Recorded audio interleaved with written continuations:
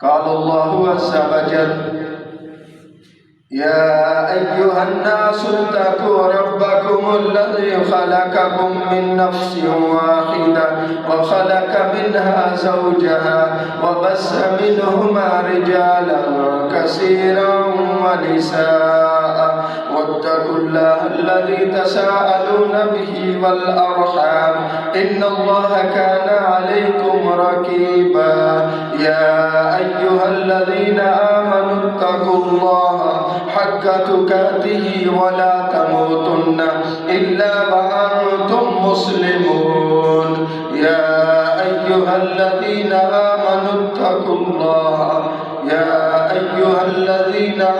اتقوا الله وقولوا قولا سديدا يصلح لكم أعمالكم ويغفر لكم ذنوبكم ومن يطع الله ورسوله فقد فاز فوزا عظيما. ہر قسم کی تعریف اللہ رب العالمین کی ذات کے لیے جو ساری کائنات کا مالک ہے، خالق ہے، اکیلا ہی ساری کائنات کو دینے والا ہے، اکیلا ہی ساری کائنات کی دعاؤں کو سننے والا ہے، اور اکیلی ہی وہ ذات ہے جو لوگوں کے نفع نقصان کی مالک ہے، اکیلا ہی وہ رب ہے جس کے نام کی قسم اٹھائی جائے، جس کے نام کی نظر و نیاز دی جائے، دیگیں پکا کر تقسیم کی جائیں، بکرے چھترے ذبح کیے جائیں، اکیلی ذات اللہ کی ہے جس کے نام کی سبیلیں لگائی جائیں۔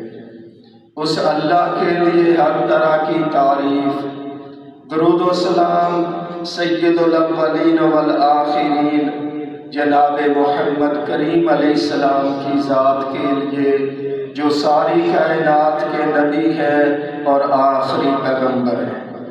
آج کے خطبہ میں ہم نبی علیہ السلام کی ایک صفت بیان کریں گے اور سنیں گے، اللہ عمل کی توفیق دے۔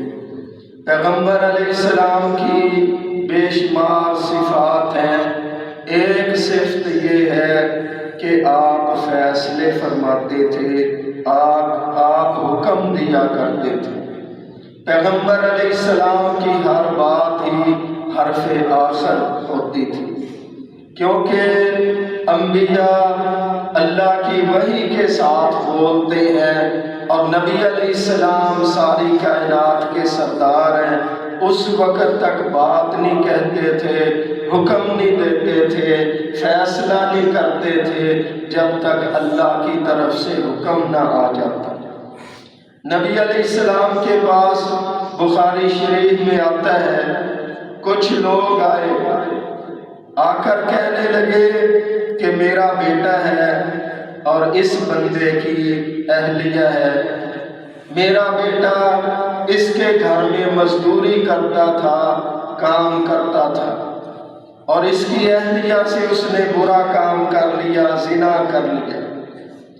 تو ہم نے فیصلہ یہ کیا کہ 100 بکری دی ہے یا جتنی بھی بکریاں دی ہیں، یہ ہم نے فیصلہ کیا تھا، اور ہمارا فیصلہ آپ اقضینا بکتاب اللہ، اللہ کی کتاب کے ساتھ ہمارا فیصلہ فرمائیں۔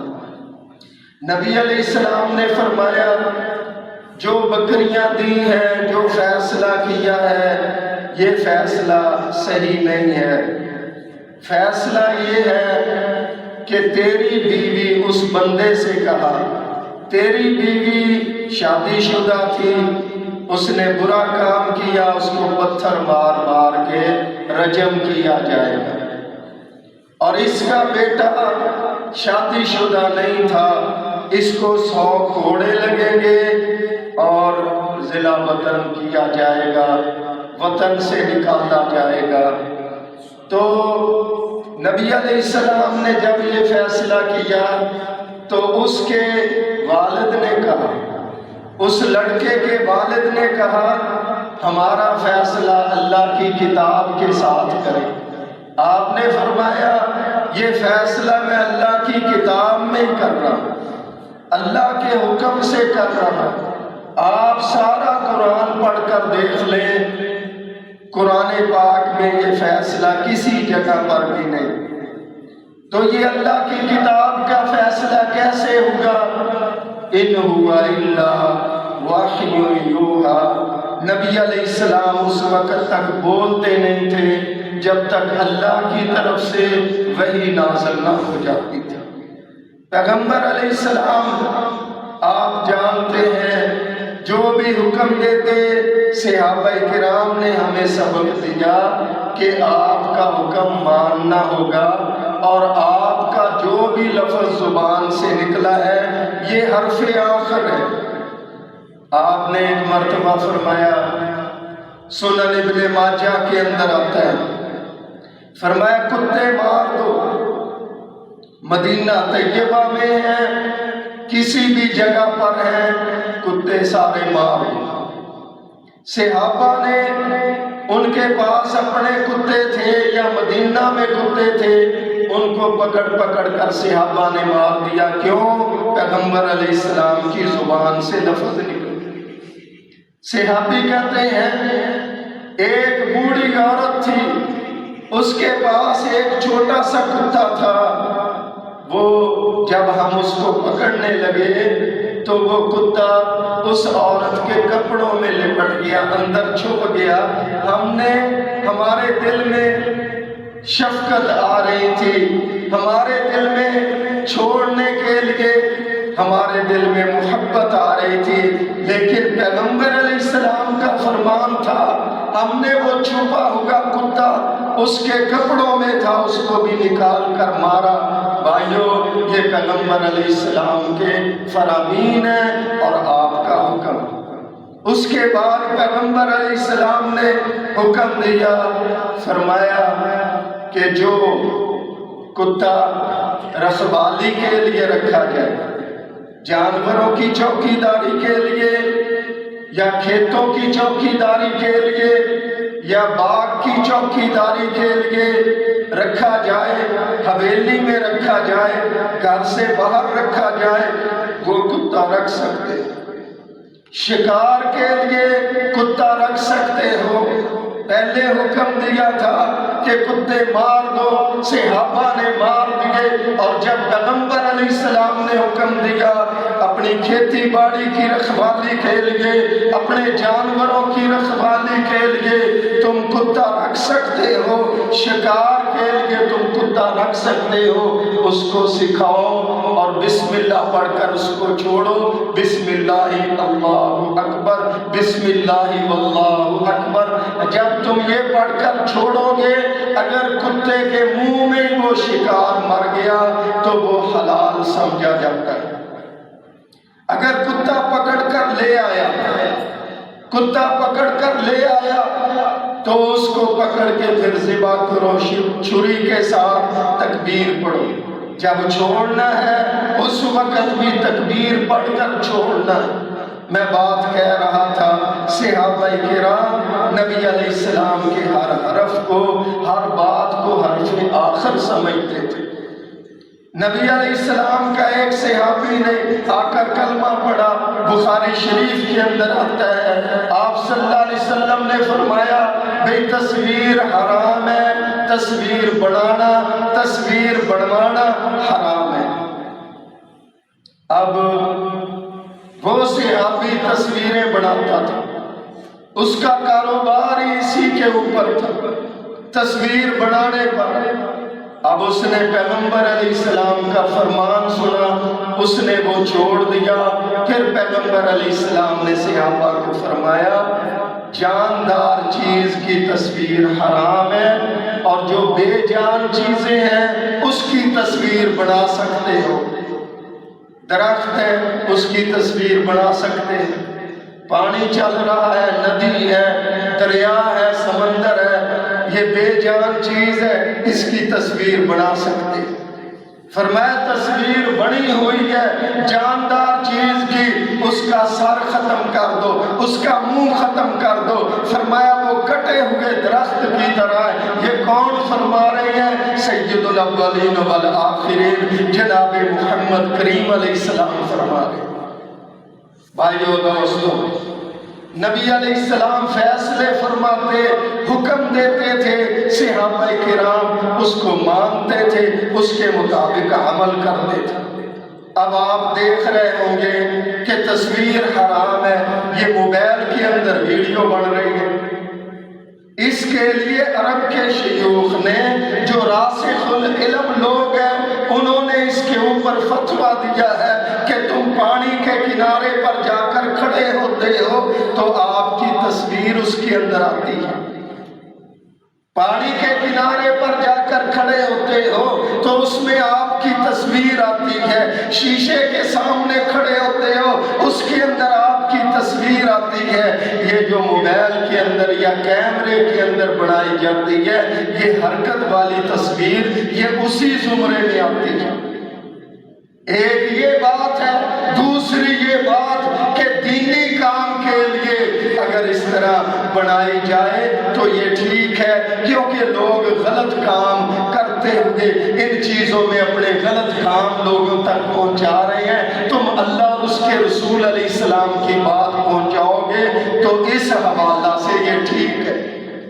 پچھلے دنوں میں 12 تاریخ کو پروگرام ہوگا لودرا کے اندر، وہاں ہمارے بہت بڑے شیخ ہیں، انہوں نے تصویر حرام کے بارے میں بات کی، لیکن اس کے اندر تشریح نہیں کی، تو لوگوں کے دلوں کے اندر، لوگوں کے ذہنوں کے اندر کافی سارے سوالات اسی طرح چلے گئے۔ کیونکہ یہاں پر حدیث پاک آئی ہے، اس لیے میں نے اس کی وضاحت کی ہے تاکہ آپ بھائیوں کو یہ بات یاد رہے۔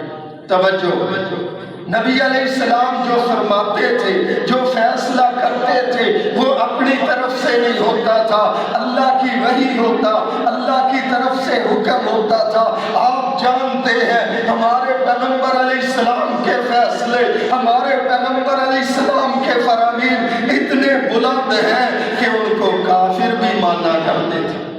تفسیر ابن کثیر میں آتا ہے، یہ واقعہ آپ پہلے بھی سن چکے ہیں کہ جب کافروں نے بیت اللہ کو گرایا، اس کو دوبارہ تعمیر کر رہے تھے، حجر اسود پتھر کو رکھنا تھا، نصب کرنا تھا۔ 4 سردار تھے، ایک کہتا تھا میں اس کو نصب کرتا ہوں، دوسرا کہتا تھا میں اس کو اٹھاتا ہوں، تیسرا کہتا تھا میں اس کو اٹھاتا ہوں۔ ہر کوئی 4 سردار، وہ کہتا تھا میں کرتا ہوں یہ کام، میں کرتا ہوں، اور ان کی آپس کے اندر لڑائی ہونے لگی۔ جو ان کے اندر ہے زیادہ عمر والے لوگ تھے، وہ کہنے لگے اس طرح لڑائی کرنا ٹھیک نہیں ہے، فیصلہ کروائیں گے اس بندے سے جو فجر کی اذان سے پہلے، فجر کی نماز سے پہلے بیت اللہ کے اندر آ جائے گا۔ جب وہ آئے بھاگتے ہوئے تو نبی علیہ السلام بیت اللہ کے اندر موجود تھے۔ آپ کو دیکھ کر سارے سردار مکے والے کہنے لگے کہ صادق آ گیا ہے، امین آ گیا ہے، اب ہمارا فیصلہ بالکل صحیح ہوگا۔ دیکھو پیغمبر علیہ السلام کی عظمت دیکھو، ابھی فیصلہ کیا نہیں، آپ کو دیکھ کر مکے کے سردار بول رہے ہیں، کتابیں شاہد ہیں، کہتے ہیں صادق ہے، امین ہے، ہمارا فیصلہ بالکل صحیح کرے گا۔ تو آپ نے ہم سب کو مخاطب کر کے فرمایا تھا جو فیصلہ میں کر دوں گا اس کو قبول کرو گے؟ جی محمد صلی اللہ علیہ وسلم، جو فیصلہ آپ کریں گے ہم اس کو قبول کریں گے۔ ہمارے پیغمبر علیہ السلام نے اپنی چادر پاک زمین پر رکھ کر اپنے ہاتھوں سے وہ حجر اسود پتھر اس چادر کے اوپر رکھ کر چاروں کنارے 4 سرداروں کو پکڑا دیے، اور سارے خوش ہو گئے کہ محمد کریم علیہ السلام نے جو فیصلہ کیا ہے بالکل صحیح کیا ہے۔ ہمارے پیغمبر علیہ السلام کے فرامین تو اتنے بلند ہیں، نبی علیہ السلام کے فیصلے تو اتنے عظیم ہیں کہ مکے کے کافر بھی مانتے تھے، آج بھی کافر ان فیصلوں کو اور ان فرامین کو مان رہے ہیں۔ بھائیو دوستو، نبی علیہ السلام کے پاس یہودی جمع ہو کر آئے، کہنے لگے آپ کے ابو بکر نے ہمارے بڑے کو مارا ہے، ہمارے عالم کو تھپڑ مارا ہے، آپ سے فیصلہ کروانے آئے۔ ہمارے پیغمبر کسی کام میں جھول نہیں رکھتے تھے، نبی علیہ السلام فیصلہ صحیح فرماتے تھے۔ آج کل کوئی فیصلہ کروانے کے لیے اس کے پاس جاتا ہے جس کے ساتھی نے کام کیا ہو؟ بالکل نہیں جائے گا۔ نبی علیہ السلام کا بڑا وہ ساتھی ہے، بڑا شاگرد ہے، اس نے یہودیوں کے عالم کو تھپڑ مارا اور مارا، وہ گر گیا، اور وہ سارے جمع ہو کر پیغمبر علیہ السلام سے فیصلہ کروانے آئے ہیں۔ کہتے ہیں آپ کے ابو بکر نے ہمارے عالم کو مارا ہے۔ نبی علیہ السلام حضرت ابو بکر کو فرماتے ہیں بھئی کیوں مارا ہے؟ کہتے ہیں جی اللہ کو نعوذ باللہ فقیر کہہ رہا تھا، اس لیے میں نے اس کو مارا ہے۔ اپنے آپ کو غنی کہتا تھا، اللہ کو فقیر کہتا تھا۔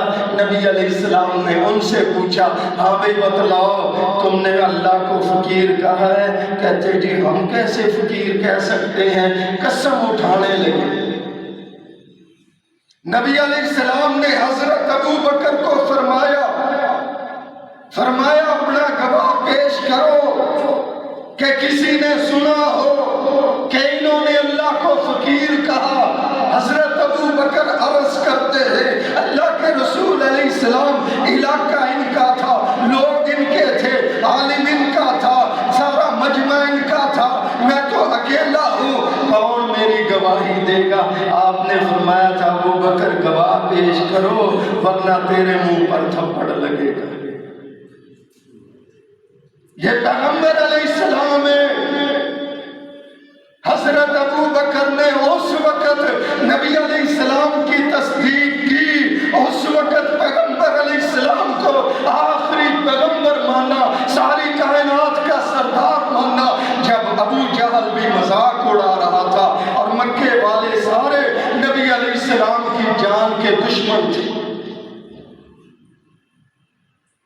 بیت اللہ کے اندر پیغمبر علیہ السلام کو مارا جا رہا ہے، آ کر کس نے کہا تھا اتقتلون رجلا ان یقول ربی اللہ، تم ہمارے پیغمبر کو اس لیے مارتے ہو کہ ہمارے پیغمبر کہتے ہیں رب میرا اللہ ہے، اکیلا رب ہے، ساری کائنات کا مالک، اس لیے مارتے ہو۔ انہوں نے پیغمبر علیہ السلام کو چھوڑ کر حضرت ابو بکر کو اتنا مارا کہ حضرت ابو بکر بے ہوش ہو گئے۔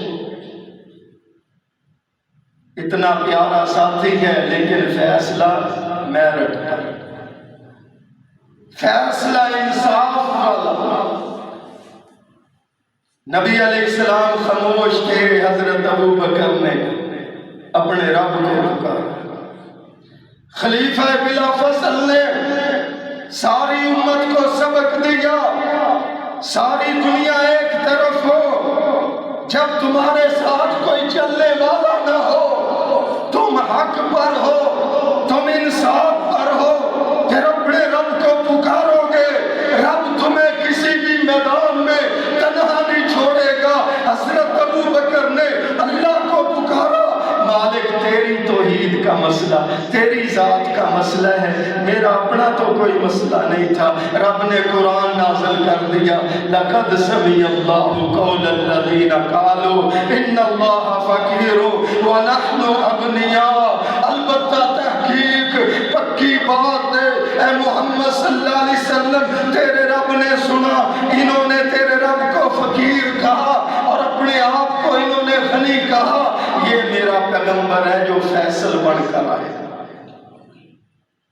نبی علیہ السلام کے فرامین کو، فیصلوں کو نہ پہلے کوئی چیلنج کر سکا، نہ آج کوئی چیلنج کر سکتا ہے۔ میں تو جہاں پر موقع ملتا ہے ڈاکٹر ذاکر نائک کے لیے دعائیں کرتا ہوں۔ جب ہندوستان میں تھے وہ کلپ آج بھی آ رہے ہیں۔ ایک ہندو نے سامنے کھڑے ہو کر کہا تم اسلام کی بات کرتے ہو، بتاؤ آدم علیہ السلام اسلام میں تھا؟ آدم علیہ السلام ہندوستان میں آئے، بتلاؤ وہ اسلام میں تھا؟ اسلام لے کر تو محمد صلی اللہ علیہ وسلم آئے۔ ڈاکٹر صاحب نے کہا اسلام قرآن و حدیث کا انعام نہیں، اسلام تو اس کا نام ہے کہ ایک رب کی عبادت کرو۔ آدم علیہ السلام سے لے کر آخری پیغمبر تک یہی سبق تھا کہ ایک رب کی عبادت کرو۔ ہر پیغمبر نے، موسیٰ علیہ السلام نے، عیسیٰ علیہ السلام نے، سارے پیغمبروں نے یہی سبق دیا، ایک رب کی عبادت کرو، ایک رب سے مدد مانگو۔ آگے لوگوں نے اس میں تبدیلیاں کی ہیں اور وہ بہت بولتا تھا۔ جب ڈاکٹر صاحب نے یہ جواب دیا بالکل خاموش۔ نبی علیہ السلام پر ایک ہندو اعتراض کرنے لگا، قرآن پاک کے اوپر اعتراض کرنے لگا، کہتا ہے جی گائے کاٹنے کا حکم دیتے ہو، کھانے کا حکم دیتے ہو، مسلمان ظالم ہیں، گائے کو کاٹنے کا حکم دیتے ہیں، کھانے کا حکم دیتے ہیں، ایک جاندار چیز کو ذبح کرتے ہو، اس کی بوٹیاں بڑھاتے ہو، کتنے ظالم ہیں مسلمان۔ ڈاکٹر صاحب نے آگے سے جواب دیتے ہوئے کہا کیونکہ قرآن کا پروانہ ہے، پیغمبر علیہ السلام کے فرامین کا پروانہ ہے، کتاب و سنت کا پرچم اٹھانے والا ہے۔ کہنے لگے تم کہتے ہو گائے یہ جانور، یہ جاندار ہیں، تم جس سائنس کو مانتے ہو، اگر قرآن کو نہیں مانتے، حدیث پاک کو نہیں مانتے، جس سائنس کو تم مانتے ہو وہ سائنس اور میڈیکل یہ کہتا ہے کہ یہ پودے، یہ ننھے ننھے جاندار چیزیں ہیں، تم سبزیاں کھاتے ہو یہ بھی پودے ہی ہیں، یہ پودوں کے ساتھ لگی ہوئی ہوتی ہیں، تم سبزیوں کو توڑتے ہو، ان کو چھریوں سے کاٹتے ہو اور ان کو پھر پکا کر کھاتے ہو۔ بتلاؤ جانور تو یہ بڑے ہو گئے نا، بڑے جان والے یہ چیزیں ہو گئی، اور سبزیاں تو چھوٹی چھوٹی ہو گئی۔ بتلاؤ اب ظالم ہندو زیادہ ہے یا مسلمان ظالم زیادہ ہے؟ جب یہ بات کہی وہ لاجواب ہو۔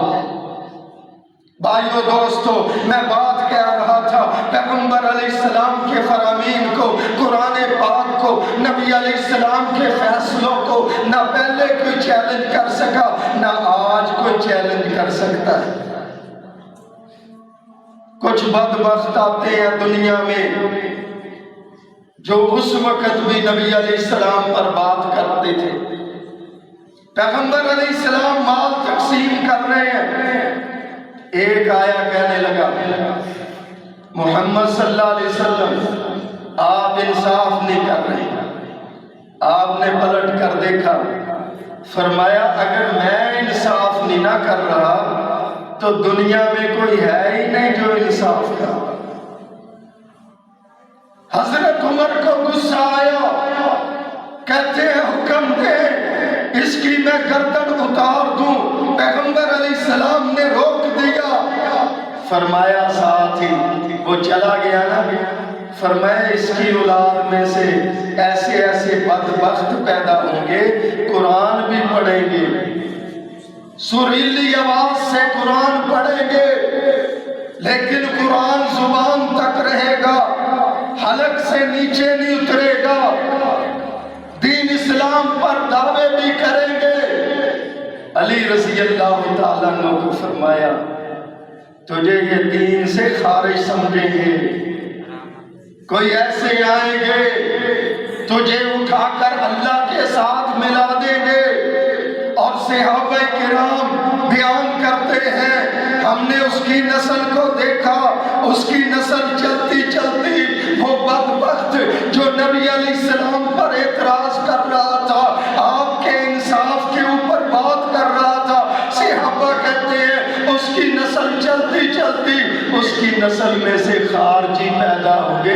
حضرت علی رضی اللہ تعالیٰ عنہ نے ان کے مقابلے کر کے ان کو مارا اور ان کو وہاں سے مدینہ طیبہ سے اور عرب سے نکالا۔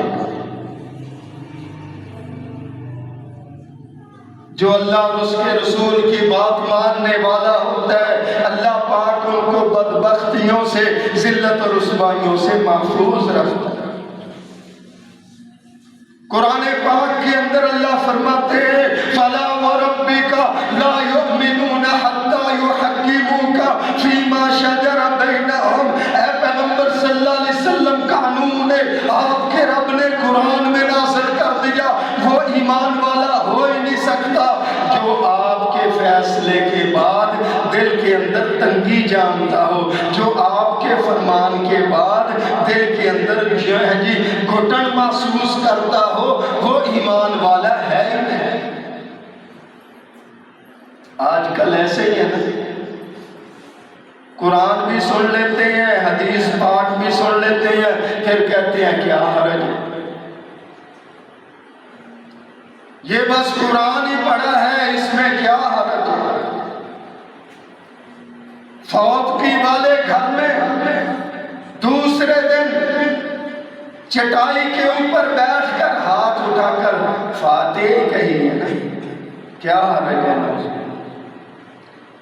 جہاں پر فاتحہ پڑھنی تھی وہاں پڑھی نہیں، نماز جنازہ میں فاتحہ پڑھنی تھی وہاں پڑھی نہیں، وفات کے دوسرے دن تیسرے دن بیٹھ کر ہاتھ اٹھا کر پتہ بھی نہیں دعا مانگنے کا طریقہ پیغمبر علیہ السلام نے کیا بتلایا ہے، ہاتھ اٹھاتے ہیں پتہ نہیں دل میں زبان میں کیا کہتے ہیں اور پھر ہاتھ منہ پر پھیر لیتے ہیں، رسمیں بنا کر کہتے ہیں جی کیا حرج ہے۔ بخاری شریف کے اندر اس کے شان نزول میں واقعہ موجود ہے۔ ایک نبی علیہ السلام کا عزیز تھا، اس کے کھیتوں میں پانی جا رہا تھا، آپ نے فرمایا بے جب یہ تیرا پانی یہاں تک پہنچ جائے تو یہ ساتھ والے کو پانی دے دینا۔ اس نے کہا جی اللہ کے رسول علیہ السلام، آپ اپنے عزیز کو،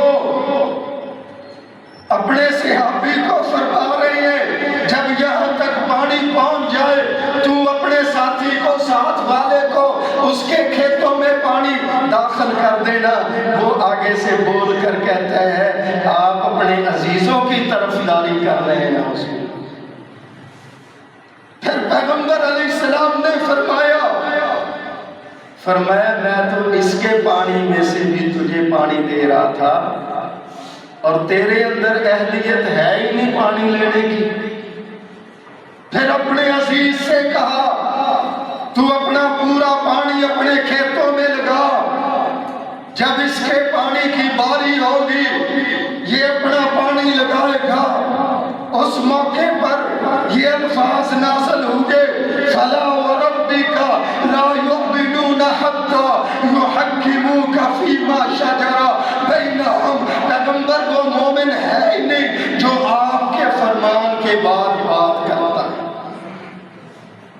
بھائیو، قرآن سننے کے بعد، حدیث پاک سننے کے بعد پھر بندہ توجہ نہ کرے، ایمان کا خطرہ۔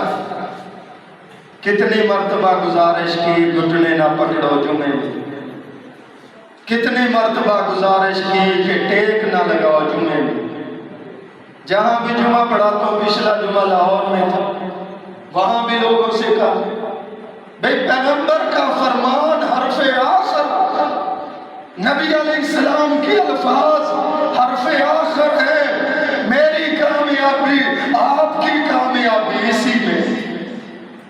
آئیے پھر اس کے شان نزول میں یہ واقعہ بھی ہے۔ ایک یہودی اور ایک منافق آپس میں لڑائی ہوئی، نبی علیہ السلام کے پاس آئے، آپ نے دونوں کی بات سنی، فیصلہ یہودی کے حق میں کر دیا، تلوار تھی یا جو بھی تھا۔ اب جو منافق تھا، کلمہ پڑھتا تھا، اندر منافق تھا، یہ بات بھی سن لی، تسلی نہیں ہوئی۔ اب حضرت عمر کے پاس کیا دل میں تھا کہ سیدنا عمر بہت کافروں کے خلاف ہیں، لہذا فیصلہ میرے حق میں ہو جائے گا۔ اس کو کیا پتا کہ نبی علیہ السلام ہو یا حضرت ابو بکر ہو یا حضرت عمر ہو یا حضرت عثمان ہو یا حضرت علی ہو یا حضرت معاویہ ہو یا حضرت حسن ہو یا حضرت حسین، پیغمبر علیہ السلام کا کوئی بھی صحابی ہو، وہ دونوں کی بات سن کر ہی فیصلہ کرتا ہے، کسی کی دشمنی میں فیصلہ نہیں کرتا۔ بھائیو، جب وہ حضرت عمر کے پاس آئے، یہودی نے پہلے کہہ دیا کہ آپ بالکل فیصلہ کریں، لیکن اتنی بات یاد رکھیں کہ آپ کے رسول نے پہلے فیصلہ فرما دیا، میرے حق میں کیا۔ سیدنا عمر فرمانے لگے، بھئی فیصلہ تو ہو گیا، وہ بندہ بدبخت ہے جو حدیث پاک سننے کے بعد، پیغمبر کی بات سننے کے بعد کہتا ہے کہ صحابی سے دکھاؤ۔ کہتے ہیں رفع الیدین کی احادیث ہے، جی حضرت عمر سے دکھاؤ، انہوں نے رفع الیدین کیا۔ حضرت عثمان سے دکھاؤ، وہ بھی ہم دکھا دیتے ہیں، لیکن قانون کیا ہے؟ پیغمبر علیہ السلام کا فرمان سن کر، قرآن پاک سن کر پھر بندہ کہے صحابی سے دکھاؤ، یہ بھی وہی تھا جس کے دل میں نفاق تھا، یہودی کو لے کر حضرت عمر کے پاس چلا گیا۔ حضرت عمر کہنے لگے کہ فیصلہ تو ہو گیا، کہتے جی فیصلہ تو ہو گیا، لیکن آپ نظر ثانی کر دیں، آپ فیصلہ فرما دیں۔ سیدنا عمر نے فرمایا چلے جاؤ، فیصلہ ہو گیا۔ نہیں جی آپ کے منافق کو فرمایا بیٹھ جاؤ، اندر گئے، تلوار لے کر آئے، منافق کا سر اتار دیا، اس کی گردن اتار دی، کہا جو پیغمبر کے فیصلے کے بعد بھی سیدنا عمر سے فیصلہ کروانا چاہتا ہے، عمر کا فیصلہ اس کے لیے یہی ہے کہ اس کا سر سلامت نہ رہے۔ کیا سمجھتے ہو؟ پیغمبر علیہ السلام کے فرامین سن کر، قرآن سن کر کلمہ پڑھنے والا کہے نہیں جی اس کی بات ہے، نہیں جی وہ بھی تو بہت بڑا عالم ہے۔ تحقیق کرو، تحقیق کے لیے آپ کو کسی نے نہیں روکا، تحقیق کرو، لیکن جب پتہ چل جائے قرآن یہ کہتا ہے، جب پتہ چل جائے حدیث پاک یہ کہتی ہے، پھر دل کے اندر گھٹن رکھنا ایمان کا خطرہ ہے۔ اللہ سب کو محفوظ رکھے۔ ربنا تقبل منا۔